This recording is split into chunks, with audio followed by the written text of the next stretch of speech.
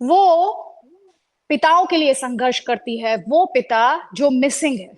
वो भाई के लिए संघर्ष करती है जो मिसिंग है। वो बेटों के लिए संघर्ष करती है जो मिसिंग है। और बदले में उसे क्या मिलता है? बदले में उसे मिलती है लाइफ इम्प्रिजनमेंट। मैं बात कर रही हूं पाकिस्तान के क्रूअल स्टेट के हाथों सफर करने वाली डॉक्टर महारंग बलोच की, जिन्हें लाइफ इम्प्रिजनमेंट दी गई, ये कंगारू कोर्ट बैठाई गई कुल मिलाकर पाकिस्तानी स्टेट की तरफ से। और जैसा कि एक्सपेक्टेड था, उनके महारंग बलोच के, डॉक्टर महारंग बलोच के जो राइट्स हैं उनका दमन करते हुए, उन्हें कुचलते हुए एक तरफा ये फैसला सुना दिया गया। मेरे साथ हकीम बलोच हैं, पहले भी आप इन्हें मेरे चैनल पर देखते सुनते आए हैं। हकीम, बहुत बहुत स्वागत है। और ये फैसला एक्सपेक्टेड लाइंस पर ही रहा, लेकिन आज मुझे लगता है जितने भी लोग दुनिया भर में ह्यूमन राइट्स के लिए केयर करते हैं, उन्हें एक साथ आना चाहिए। और ये जो जाती हुई है, ये जो नाइंसाफी हुई है, ये जो मिसिंग लोगों की लड़ाई है, उसके खिलाफ आवाज उठानी, उसमें आवाज उठानी चाहिए, मिलकर आवाज उठानी चाहिए। जी, थैंक यू वेरी मच। सबसे पहले तो अदिति, आपने मुझे अपने थैंक शो यू पे बुलाया। For joining. यस, ये बिल्कुल ही हमारे लिए कोई शॉकिंग न्यूज़ नहीं है या ऐसे अनएक्सपेक्टेड न्यूज़ नहीं है जो पाकिस्तानी स्टेट ने जिस तरह का सज़ा डॉक्टर मारंग बलोच और उनके साथी सबकतुल्ला शाहजी और दीगर को सुनाई है। ये एक्सपेक्टेड था। और जो तरीक़ेकार उन्होंने शुरू दिन से ही इस केस में अपनाया था, अब आप समझिए, वो 22 मार्च आई थिंक 2025 को जब अरेस्ट हुई थी, तब से लेकर अब तक उन्हें जो है एक फेयर ट्रायल जो है नहीं दी गई उन्हें। जब वो कोर्ट में जाते थे, जब वो अपनी बात रखना चाहते थे, उन्हें वो ऑप्शन भी मुहैया नहीं किए गए।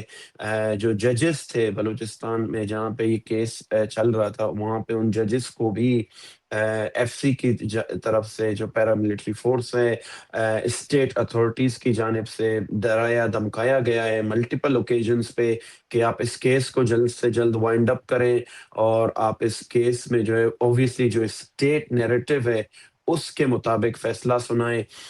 अब सब जानते हैं doctor Marang Bloch, Sabqatullah Shahaji Bloch, इसमें बीएसओ के चेयरमैन हैं बालाज कादर, उनका नाम है। और दीगर जो एक्टिविस्ट हैं या जो लीडर्स हैं, ह्यूमन राइट डिफेंडर्स हैं, सबको पता है, इंक्लूडिंग जो है पाकिस्तान की जो मीडिया है, जो जुडिशरी है, जो पॉलिटिशियन है, कि ये लोग पीसफुल एक्टिविस्ट हैं। ये लोग अपने लोगों की बाजियाबी के लिए इन्फोर्स डिसअपेरेंसेस के खिलाफ, जो वायलेशंस ऑफ द राइट्स है उनके खिलाफ स्ट्रगल कर रहे हैं। बट स्टिल जो वर्डिक्ट जो आया है, जो फैसला आया है, जिसमें life imprisonment doctor Marang Bloch को और दीगर को जो सजा सुनाई गई है, हम ये देख रहे हैं कि जो पाकिस्तान में एक बहुत बड़ा जो पार्ट ऑफ द सोसाइटी कहूँगा मैं, जिसमें पॉलिटिकल पार्टीज हैं, जिसमें मीडिया हाउसेस हैं, वो सेलिब्रेट करते हुए नजर आ रहे हैं। वो ये कह रहे हैं कि जो जस्टिस है वो सर्व हुआ है। वो ये कह रहे हैं कि जो पाकिस्तान का जो बयानिया है उसकी जीत हुई है। सो ये एक जैसे आपने कहा कैंगरू कोर्ट बिठाकर ट्रायल की गई थी। अब हम देख रहे हैं कि जो ह्यूमन राइट एक्टिविस्ट हैं थ्रू आउट द वर्ल्ड जो हैं, जिसमें एमनेस्टी इंटरनेशनल जैसी ऑर्गेनाइजेशन है, फ्रंट लाइन डिफेंडर्स है, human right commission of Pakistan itself, और दीगर जितने भी पाकिस्तान में मजलूम अकवाम हैं, उनकी तरफ से भी, बलोच अवाम की, बलोच कौम की तरफ से भी एक बहुत बड़ा रिएक्शन सामने आ रहा है, जो जानते हैं कि पाकिस्तानी स्टेट ने सिर्फ और सिर्फ नफरत की बुनियाद पर एक जो है सजा सुनाई है, जिसका मकसद बलूचिस्तान में जो लोगों की आवाज़ है उसको कर्ब करना है। बलूचिस्तान में जो लोग लापता हैं, जिनके लोग मिसिंग हैं, या जो वायलेशंस हो रहे हैं दीगर तरीके से ह्यूमन राइट्स की, उस पर खामोशी रहे और रियासत जो है बलूचिस्तान में प्लंडरिंग करती रहे, without being asked any single question और without being accountable to anyone. एक और शॉकिंग बात जो हर कोई नोटिस कर रहा है, वो करनी भी चाहिए। हम पीओके में देखते हैं पाकिस्तान में, के कब्जे वाले कश्मीर में, वहां पे भी प्रोटेस्ट हो रहे हैं। बहुत सारे गेस्ट मेरे शोज में आए हैं, क्योंकि मैंने पीओके पर, पाकिस्तान के कब्जे वाले कश्मीर पर बहुत सारे प्रोग्राम्स किए हैं। कई गेस्ट ने पैरेलल्स ड्रॉ किए हैं बलूचिस्तान और पाकिस्तान के कब्जे वाले कश्मीर में, कि किस तरह से ह्यूमन राइट्स का वायलेशन हो रहा है। केपीके में भी संघर्ष की बात की जा रही है। ये पाकिस्तान दुनिया भर में इनका वो फेल्ड, मैं तो कहती हूँ फेक मार्शल, और इनका प्रधानमंत्री एकदम वो चपड़ासी स्टाइल में घूमते रहते हैं। कई सारे पाकिस्तानी हैं, तालियां पीट रहे हैं, वाह हमने देखो पीस करा दी, पीस करा दी। इनसे घर में पीस नहीं हुई, ये घर में पीस कराने में सक्षम नहीं है, लेकिन ये बाहर पीस कराने का दम भरते हैं। घर में इनके ह्यूमन राइट्स वायलेशन हो रहे हैं, घर में इनके जो मजलूम लोग हैं उन पर जुल्म ढाए जा रहे हैं। तो ये कॉन्ट्रडिक्शन आप लोग तो एक्सपीरियंस कर रहे हैं, आप लोग तो इसमें सफर कर रहे हैं, उस पर आप क्या कहेंगे? वेल, सबसे पहले हम पाकिस्तान का घर नहीं है, so I know what you are saying in what context, but मैं तो कह रही बलूचिस्तान हूँ कि इज, पाकिस्तान के हाँ कब्जे वाला बलूचिस्तान, जी पाकिस्तान के बिल्कुल, कब्जे वाला कश्मीर। कश्मीर। तो जैसे कि मैंने कहा कि फॉर अस वी नो कि पाकिस्तानी रियासत किस तरह से ऑपरेट करती है। हमने 7 almost now we are going into the 8 decade of this brutality Balochistan में, जो 1948 से लेकर 2026 तक हुआ है। वो दीगर रीजन्स में, जैसे कि पाकिस्तानी ऑक्यूपाइड कश्मीर हो, या सिंध हो, या केपीके हो, या sometimes even in some part of Punjab, time to time Pakistani state करती रहती है। बट जो कंटिन्यूस जो एट्रोसिटीज बलूचिस्तान में होते हैं, अब हम देख रहे हैं कि गुज़िश्ता, मैं भी न्यूज़ फॉलो कर रहा था जो पाकिस्तानी ऑक्यूपाइड कश्मीर है वहाँ से, कि लोगों को मारा गया, लोगों को कत्ल किया गया, just because they were protesting protesting for their rights. उनके हाथ में ना तो बंदूक थे, वो ना मुसल्ला थे, वो ना मिलिटेंट थे, वो पीसफुल प्रोटेस्टर थे, जो अकॉर्डिंग टू पाकिस्तानी कॉन्स्टिट्यूशन है उसके मुताबिक प्रोटेस्ट कर रहे थे। और फनीली, सरप्राइजिंगली, पाकिस्तान जो है कश्मीर की आज़ादी का हामी कहता है खुद को। वो कहता है कश्मीरियों को राइट टू सेल्फ डिटर्मिनेशन का हक है, हक खुद इरादियत जो उनकी है वो उन्हें मिलनी चाहिए। लेकिन जब बात ऑब्वियसली उस रीजन की आती है जो पाकिस्तान के कब्जे में है, तो फिर वहां हम्म। पे पाकिस्तानी फोर्स लोगों को मारने से पीछे नहीं हटती, नहीं हिचकिचाती। हम्म।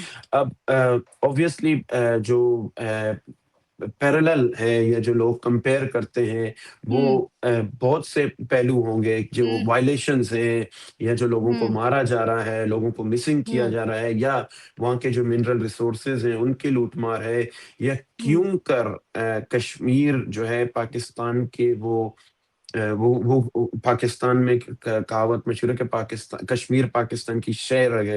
एक वो जो कहते हैं ना, हाँ, वन ऑफ द मोस्ट लिखवा इम्पोर्टेंट जो, रखा है इन्होंने हाँ एलसी पे। लिखवा रखा है। तो हाँ, तो आप ये सोचिए कि जब उस शह रग की भी ये लोग परवाह नहीं करते, लेकिन जमीन उन्हें चाहिए, लोग नहीं चाहिए। लोग पंजाब के पास एज जैसे उनकी पॉपुलेशन बहुत बड़ी है, वो इनफ है उनके लिए, लेकिन उन्हें बलोचिस्तान हो, सिंध हो, केपीके हो, कश्मीर हो, वहाँ के हम्म। रिसोर्स चाहिए, वहाँ पे प्लंडर करना है, वहाँ के लोगों की जो है ब्रूटलिटी करनी है, वहाँ पे जेनोसाइड कमिट करना है। तो पाकिस्तानी माइंडसेट ये, अब जैसे कि आपने कहा कि इंटरनेशनली वो कहते रहते हैं कि हमने पीस करा दिया, हमने डील करा दिया। We actually we are living in a very unfortunate and volatile times, हाँ। क्योंकि एक एक ऐसा रीजनल जो है इशू चल रहा है, इंटरनेशनल इशू चल रहा है, जहाँ पे कुछ ऐसे इंटरनेशनल फैसले हुए, नहीं होने चाहिए थे, they could have been better.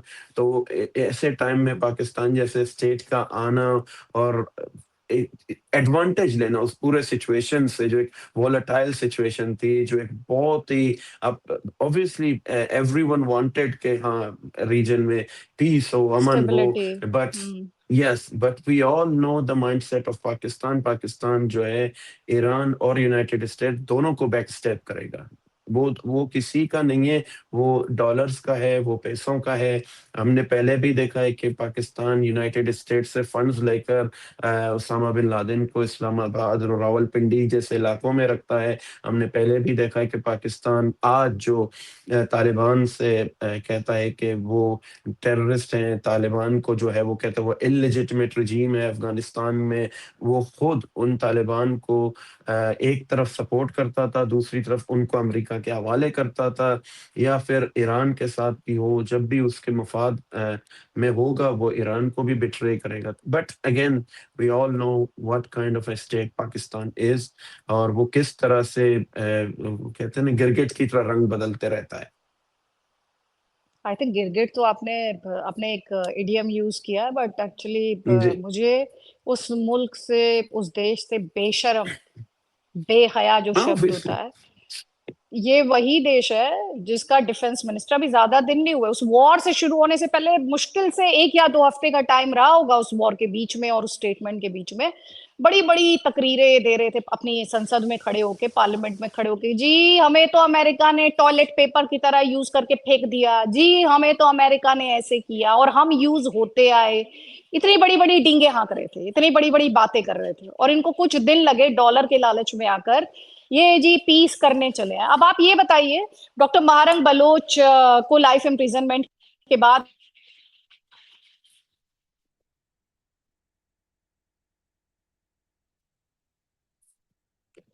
Hello. Hockey.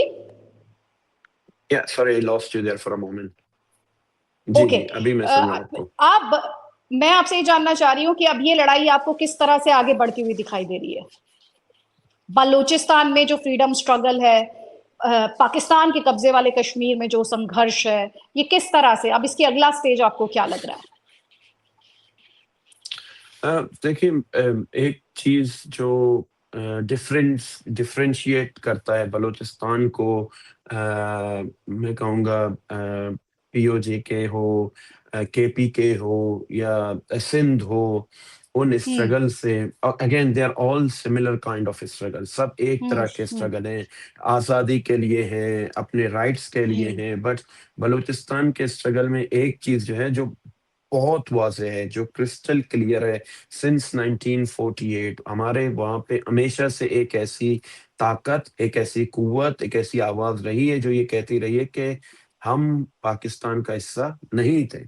हमें हम्म। ज़बरदस्ती हम पे कब्ज़ा किया है और हम अपनी आज़ादी चाहते हैं। Unfortunately in all the other regions there have been time and again वहाँ पे जो लोगों ने कहा, वो उन्होंने कोशिश की to sit with Pakistan forcibly या कुछ और तरीके से। तो आगे जो वे फॉरवर्ड है या जो होना चाहिए हम्म। इन इन बलूचिस्तान कॉन्टेक्स्ट, हमने पहले भी देखा है, डॉक्टर हम्म। मारंग बलोच भी ये जानती थी, उनके हम्म। पूरी लीडरशिप ये जानती थी कि after hmm. 5 years, 6 years, 2 years, 3 years उन्हें हम्म। अरेस्ट किया जाएगा, उन्हें अबडक्ट किया जाएगा, वो पॉसिबिलिटीज वर के उन्हें मार दिया जाएगा। क्योंकि हमने पहले भी देखा है, जैसे हम्म। बलोच नेशनल मूवमेंट के जितने भी लीडर्स थे, गुलाम मोहम्मद बलोच, डॉक्टर मन्नान बलोच, हम्म। उन्हें शहीद किया गया, लाला मुनीर बलोच को शहीद किया गया। हम्म। सैकड़ों ऐसे लीडर थे जो मिसिंग कर दिए गए, जिन्हें हम्म। अभी तक सेवन, अभी कुछ दिनों बाद डॉक्टर दीन मोहम्मद बलोच जो हैं, जिन्हें 17 साल कंप्लीट हो जाएंगे, वो पाकिस्तानी टॉर्चर सेल्स में, फादर ऑफ समीदीन बलोच। तो हम नहीं जानते हम्म। कि वो किस कंडीशन में, लेकिन वी नो के स्ट्रगल विल कंटिन्यू, क्योंकि डॉक्टर मारंग हम्म। बलोच की जो जद्दोजहद है उसे उनके आने बाद, उनके बाद लोगों ने उठाया है, उनके बाद लोग उसी तरह से उस जद्दोजहद को आगे बढ़ा रहे हैं। ऑब्वियसली जब हम्म। लीडरशिप को अरेस्ट किया जाता है तो उससे एक बहुत बड़ा असर पड़ता है, बट बलोच कौम जो है बहुत होपफुल है, और हम ये उम्मीद करते हैं अपने कश्मीरी भाइयों से, अपने सिंधी भाइयों से, अपने पश्तून भाइयों से कि वो भी एक मुकम्मल और तवाना आवाज बनेंगे पाकिस्तानी रियासत के खिलाफ। पाकिस्तान जो हम्म। ये जो स्टेट है, जो एक फॉल्स नैरेटिव के ऊपर बना है, उस फॉल्स नैरेटिव को डिनाउंस करेंगे, उस फॉल्स नैरेटिव के खिलाफ खड़े होंगे। पाकिस्तानी स्टेट जो है बलूचिस्तान में हम ये देख रहे हैं कि लोगों को प्रेशराइज करती है, फैमिलीज को प्रेशराइज करती है। जैसे बलोच नेशनल मूवमेंट के चेयरमैन है डॉक्टर नसीम बलोच, उनके फादर और अंकल को अबडक्ट किया गया in the month of February. अब उनके फैमिली को प्रेशराइज किया गया to come out in a press conference और जो है उनको डिनाउंस करें। ये एक टैक्टिक्स है, but this kind of tactics are not working in Balochistan, क्योंकि हम अपने स्ट्रगल से ना तो पीछे हटे हैं ना हटेंगे। बलूचिस्तान में आज भी रियलिटी यही है। मैं अभी न्यूज़ देख रहा था आपसे बात करने से पहले, बलूचिस्तान के कुछ इलाकों में पाकिस्तानी फोर्सेस पर अटैक हुए हैं, और जो एक जंग है वो अपनी तरह से जारी है। बलूचिस्तान में शटर डाउन हड़ताल की कॉल दी गई है बलूच यकजहती कमेटी की जानिब से, वो बहुत से इलाकों में जो है सक्सेसफुली जारी है। इसके अलावा जो सोशल मीडिया पे जो है जब से ये फैसला सुनाया गया है, thousands of people have come out and spoken against this. So एक एक आप कह सकते हैं कि भरपूर जद्दोजहद जारी है जो इससे भी बेहतर हो सकती है। बट यस, अगर हम कहेंगे कि बलोच से बढ़कर बलोच, कश्मीरी, पश्तून, सिंधी, एक यूनाइटेड फ्रंट की जरूरत है जो हमेशा रहती है नेशनल स्ट्रगल्स में। यहाँ पे मजलूम कौम एक दूसरे का सपोर्ट करते हैं, एक दूसरे का साथ खड़े होते हैं। लेकिन कश्मीरी भाइयों को ये समझना होगा कि पाकिस्तानी रियासत ना तो उनके साथ कभी ईमानदार थी, ना है, ना होगी। Pakistan is equal to Punjab, उसके इफ एंड बट्स कोई भी नहीं है। अगर आप पश्तून हैं आप समझते हैं कि आप पाकिस्तानी हैं, अगर आप सिंधी हैं आप समझते हैं पाकिस्तानी हैं, अगर आप बलोच हैं आप समझते हैं पाकिस्तानी हैं, या आप कश्मीरी हैं आप समझते हैं पाकिस्तानी हैं, आप खुद को बेवकूफ बना रहे हैं। क्योंकि पंजाब इज क्लियर, वो आपसे नफरत करता है, वो आपकी जमीन से, आपके जो है मिनरल से, उससे सिर्फ उनको लगाव है। हम्म उनको सिर्फ आपकी संपत्ति चाहिए, आपके संसाधन चाहिए, आपका पैसा चाहिए, लेकिन लोग नहीं चाहिए जिन्हें वो संसाधन बिलोंग करते हैं, जिनके एक्चुअली जी। वो संसाधन है। और शायद यही एक्सप्लेन करता है कि बलूचिस्तान में डेवलपमेंट के मार्कर्स जो है वो बहुत ही पुअर है। वहां पर वो विकास देखने को ही नहीं मिला है। और पंजाब में ही वो सारी, मैं तो जाती रहती हूँ एलसी पर, क्योंकि आपने जिक्र किया, एलसी पर मैं जी। जाती रहती हूँ, और वहां पर मैंने ये चीज देखी है कि कैसे बेवकूफ बनाया जाता है वहां पर। लोग जो हैं वो कहते हैं कि बाहर से लाके लोगों को बसाया गया है, क्योंकि भाई बीच में एलसी पर हम्म। इधर कश्मीरी है तो उधर भी कश्मीरी है। ये तो इन्होंने धोखे से और अपनी जातियों पर कब्जा के सहारे कब्जा किया वहां पर। एक और बात मैं आपसे जो जानना चाहती हूँ, बलूचिस्तान में अभी पाकिस्तानी फौज का कंट्रोल कितना है? पाकिस्तानी फौज को मैं कहती हूँ कुटने वाली फौज, जो पिटती रहती है ना, कभी भारत के हाथों पिटती है, कभी बलोच लिबरेशन आर्मी के हाथों पिटती है, कभी प्रोटेस्टर्स के हाथों पिटती है। तो पिटने का उसका एक लंबा चौड़ा इतिहास है। अफगान फोर्सेस के हाथों पिटी तो इतने बौखला गए कि जाके इन्होंने रिहैब सेंटर पर ही बम दाग दिए।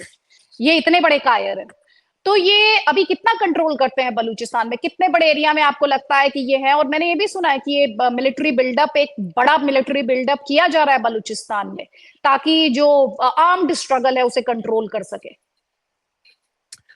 देखें, बलूचिस्तान में वैसे तो अगर हम बात करें तो after every sum kilometres Pakistani forces के छोटे छोटे चेक पोस्ट हैं, नाकाबंदियां हैं, और हर एरिया में ऑलमोस्ट एवरी सिटी आप कहें या टाउन कहें, वहाँ पे जो है इनके एफसी के कैंप हैं या जो है डायरेक्ट मिलिट्री कैंप्स हैं। तो उनकी तादाद ऐसे नंबर में नहीं कह सकता, but they are in huge numbers. They are because Balochistan is heavily militarized. जैसे कि आप कहें कि क्वेटा हो गया, या आप कहें ग्वादर हो गया, केच का जो रीजन है, या नोशकी है, या जैरी में, जैसे कि आपको पता है कर्फ्यू था नोशकी में, था नहीं बल्कि अभी भी वहाँ पे कर्फ्यू है। Noshki is under curfew. तो वहाँ पे उनके बहुत बड़े तादाद में जो है मिलिट्री पर्सनल ऑपरेट्स करते हैं। बट एक जो ये कहते हैं कि इनकी प्रेजेंस से शायद बलूच जो है जंग, जिसे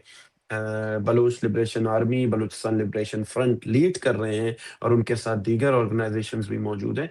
तो इस हेविली मिलिटराइज माहौल में भी वो ना सिर्फ जाके उन पर अटैक करते हैं, बल्कि उनके कैंप्स को जो है अपनी पोजीशन बनाते हैं, रोड पे स्नैप चेकिंग करते हैं। तो मिलिट्री जब भी जंग होती है या जब भी अटैक होते हैं तो वो मुकाबला नहीं करते, वो अपने जो है मिलिट्री गैरिसन कहें या बैरक्स कहें वहां पे जाके छुप जाते हैं। लेकिन जब आम लोगों पर हमला करना हो, जब सिविलियंस को टारगेट करना हो, वो तब निकलते हैं, फिर वो अंधाधुंध फायरिंग करते हैं, लोगों को मारते हैं। But Balochistan is heavily militarised, क्योंकि उन्हें पता है कि अगर किसी रीजन में वो नहीं होंगे तो वहां पे और भी मजीद शिद्दत से हमले हो सकते हैं। एक और बात मुझे बताएं, आपको नहीं लगता कि अगर ये जो हम जितने भी आर्म्ड स्ट्रगल देख रहे हैं, चाहे वो कश्मीर में देख रहे हो, चाहे वो हम केपीके में देख रहे हो, सिंध में देख रहे हो, आपके यहाँ देख रहे हो, बलूचिस्तान में, अगर सब लोग एक साथ आ जाते हैं, एक कोऑर्डिनेशन होता है, तो जाहिर तौर पर पाकिस्तान की फौज तो पहले ही घुटनों पर है। तब तो उसके पास बहुत ज्यादा ऑप्शंस है नहीं, और आप सभी जो आजादी की मांग कर रहे हैं वो सपना ज्यादा रियलिस्टिकली इमीडिएट फ्यूचर में हो सकता है।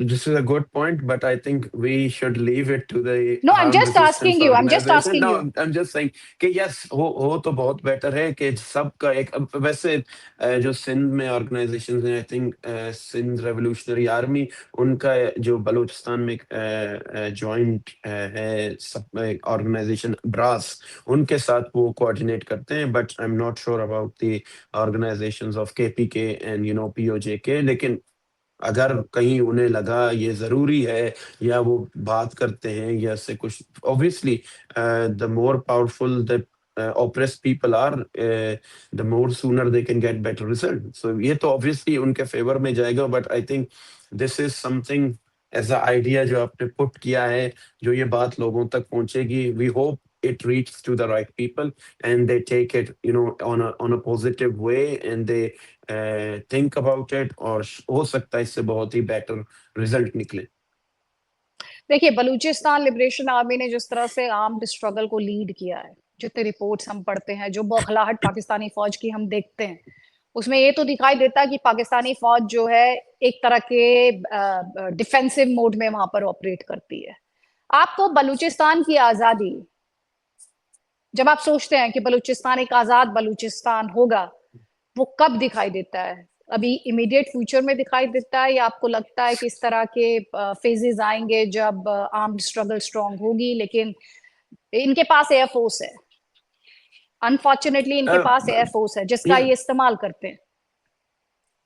अब देखिए, अब एयरफोर्स पाकिस्तान से ज्यादा यूनाइटेड स्टेट्स के पास है, थी ड्यूरिंग वियतनाम वॉर, या इवन इन अफगानिस्तान, या इन अदर पार्ट्स जहाँ पे दुनिया की सुपर पावर को है शिकस्त हुई।